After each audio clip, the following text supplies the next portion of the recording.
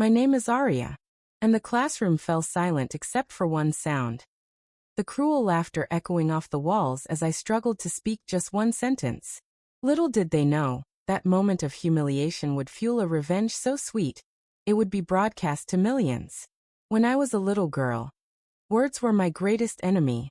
Every single morning, I would wake up with a knot in my stomach, knowing that school meant facing my worst nightmare. Not the bullies in the hallway, not the pop quizzes, but the moment when I would have to open my mouth and speak. My tongue would twist like it had a mind of its own. My lips would freeze as if they were sealed with invisible glue. And my voice would crack and break like fragile glass hitting concrete. A stutter. That was what the doctors called it. But to me, it felt like a prison that I could never escape from. My classmates were ruthless. They would smirk when the teacher called on me, whispering behind their hands like I could not hear every cruel word. Sometimes they would not even bother to hide their mockery. They would laugh outright, their voices cutting through me like razor blades. Spit it out, they would chant in unison, their voices growing louder and more vicious with each repetition. The sound would echo in my ears long after the school bell rang. Even my teachers looked away when I struggled to speak. Their eyes would dart to the floor, to the window, to anywhere but my face.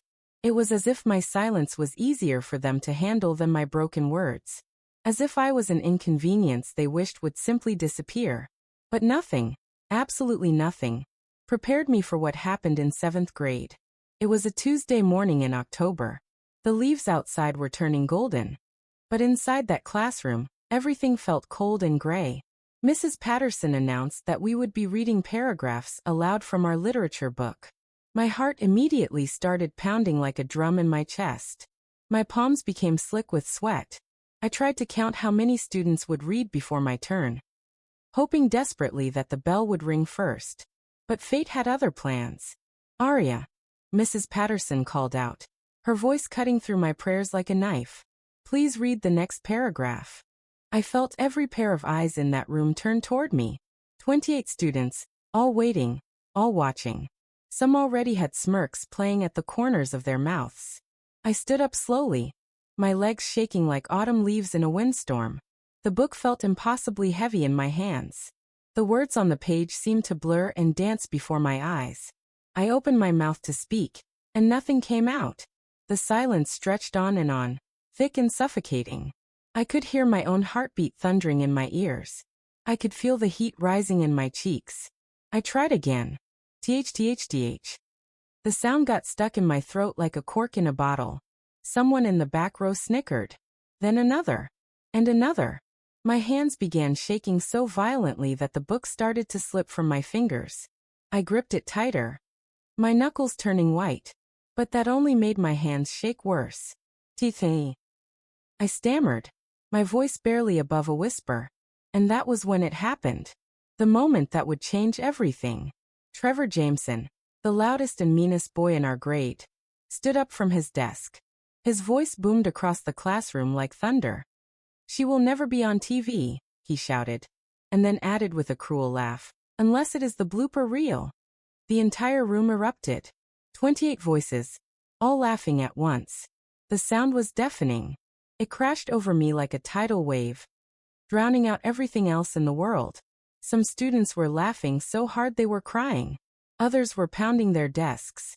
A few were making exaggerated stuttering sounds, mocking me even more. Mrs. Patterson did nothing. She just stood there, her face pale, clearly wishing she was anywhere else but in that room. I felt something break inside me in that moment. Not just my heart, but something deeper. Something that I had been trying so desperately to protect. The book finally slipped from my trembling fingers. It hit the floor with a loud thud that somehow managed to cut through the laughter for just a split second. I ran. I ran from that classroom, down the hallway, past the principal's office, past the cafeteria, until I reached the girls' bathroom at the far end of the school. I locked myself in the last stall and collapsed onto the cold tile floor. The sobs came like a dam had burst. They tore through my chest, violent and unstoppable. I cried until my ribs ached. I cried until my eyes were swollen shut. I cried until there were no tears left. That night, I lay in my bed staring at the ceiling. My pillow was soaked through from all the tears I had shed. My throat was raw from sobbing. My heart felt like it had been shattered into a million pieces. But somewhere in the darkness of that room, somewhere between the pain and the humiliation, something else began to grow. Anger. Pure, burning, righteous anger. And with that anger came a whisper. So quiet at first that I almost missed it. But it grew stronger, more determined, until it became a roar inside my soul. One day, I whispered to myself in the darkness, my voice hoarse but steady. One day, I will make the world listen, and they will never, ever, laugh at me again. That vow became my North Star. It guided every decision I made from that moment forward. The very next day, I begged my parents to let me see a speech therapist. Dr. Mayachin was her name, and she became my salvation. 3 times a week, every week, for years, I sat in her small office and worked. We practiced breathing exercises until I could control my breath like a professional singer. We did tongue twisters until my mouth could navigate the most complicated combinations of sounds. We recorded session after session, playing back my voice until I could hear every improvement. No matter how small. It was not easy. There were days when I wanted to give up.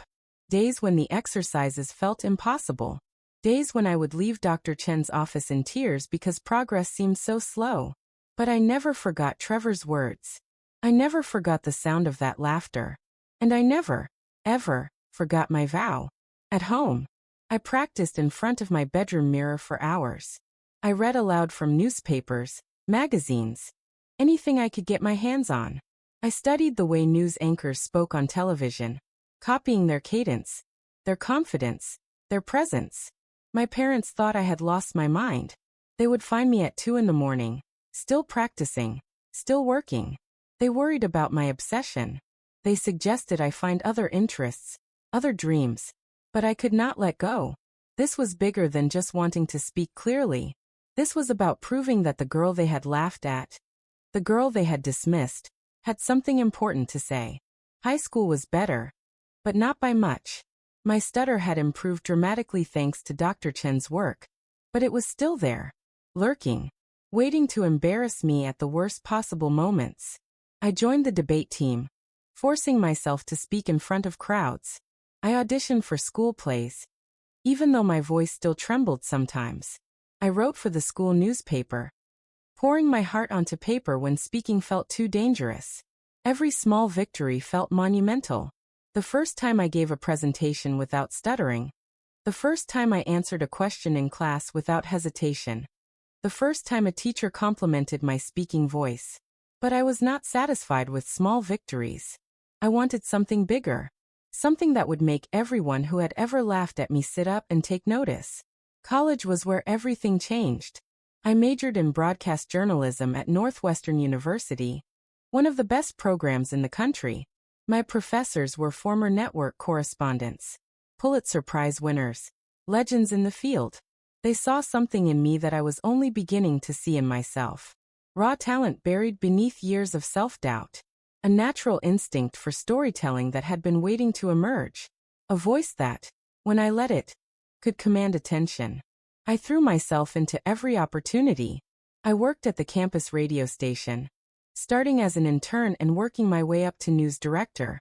I covered local stories that no one else wanted to touch. I stayed up all night editing packages, perfecting my delivery, learning the craft from the ground up. My first real break came during my junior year. There was a massive fire at an apartment complex off campus, and I was the only student reporter who made it to the scene. I went live on our little campus station, describing the chaos, interviewing survivors, telling their stories with a passion and clarity that surprised even me. The local NBC affiliate was monitoring our feed. They called me the next day. "We have been watching your work," the news director said over the phone. "We would like to offer you an internship." I nearly dropped the phone. This was it. This was my chance to prove that Trevor Jameson and everyone like him had been wrong about me. The internship turned into a part-time job. The part-time job turned into a full-time offer after graduation. I was the weekend morning anchor at WCMB in Chicago. Population 3 million. my voice carrying across the entire metropolitan area. It should have felt like victory, and in many ways it did. But I was not satisfied. Not yet. I worked like a woman possessed. I took every assignment, no matter how small or dangerous. I covered gang violence in the roughest neighborhoods. I reported from the middle of blizzards. I interviewed politicians who tried to intimidate me, and celebrities who tried to charm me. My voice grew stronger with every broadcast. My confidence soared with every successful story. I was becoming the journalist I had always dreamed of being. But the real test came 2 years later. I was covering a hostage situation downtown. A man had barricaded himself inside a bank with 3 employees. The police had cordoned off a 6-block radius. Other reporters were setting up their shots from behind the safety barriers. Not me. I convinced my cameraman to get closer. I wanted to be where the story was happening, not watching from a distance. We were just 50 yards from the bank when the man emerged. He was holding a gun to a young woman's head. The scene was chaotic, terrifying, and completely unpredictable. I went live immediately. For the next 3 hours, I provided continuous coverage of the standoff. I interviewed witnesses, spoke with police negotiators, and kept the public informed of every development. But here is what made that broadcast special. When the situation reached its climax, when the gunman was finally talked down and the hostages were released safely, I did something that surprised everyone, including myself. I walked right up to that young woman, the one who had been held at gunpoint, and I asked her to tell her story, not with aggressive questioning or invasive camera work, but with genuine compassion and understanding. She looked at me through her tears and said, "Thank you for caring enough to ask. Thank you for letting me be heard." That interview went viral. It was picked up by every major network in the country. Suddenly, everyone wanted to know who this young reporter was who could handle such a high-pressure situation with such grace and professionalism. The phone calls started pouring in. CNN, Fox News, MSNBC, NBC, they all wanted to meet with me. But there was one call that made my heart stop. "This is Rebecca Martinez from NBS News," the voice said. "We would like to discuss a position with our network." NBS News, the most prestigious news organization in the country, the network that millions of Americans trusted to deliver the most important stories of our time. The interview process was intense. Multiple rounds, screen tests, meetings with executives who had the power to make or break careers. But I was ready. All those years of practice, all those hours of hard work, all that pain and determination, it had all led to this moment. I got the job. Not just any job, but the weekend evening anchor position. Prime time. Millions of viewers. The kind of platform that most journalists spend their entire careers trying to reach. My first broadcast was on a Saturday night in September. The lead story was about a hurricane making landfall in Florida. As I sat behind that desk, looking into the camera, I thought about that little girl who used to hide in bathroom stalls. "Good evening," I began, my voice clear and strong. "I am Aria Sullivan, and this is NBS Weekend Evening News." The words flowed like water. Smooth, confident, powerful. There was no hesitation, no stumble, no trace of the stutter that had once defined my existence. For the next 30 minutes, I delivered the news to 12 million viewers across the country. I told stories of triumph and tragedy, of politics and human interest, of breaking news and ongoing investigations. And with every word, with every perfectly pronounced syllable, with every moment of absolute clarity, I felt something healing inside me. After the broadcast, I checked my phone. There were hundreds of messages. Friends from college congratulating me. Family members crying with pride. Former colleagues expressing their amazement.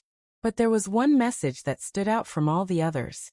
It was from someone I had not heard from in over 15 years. Trevor Jameson. My heart stopped when I saw his name. For a moment, I was 12 years old again, standing in that classroom, feeling the weight of his cruel words. But I was not that little girl anymore. I was Aria Sullivan, national news anchor, trusted by millions to deliver the most important stories of our time. His message was short. "Wow. I cannot believe it is you. My kids watch you every night. You have really made it. I am sorry for what I said back then. You proved everyone wrong. I stared at that message for a long time.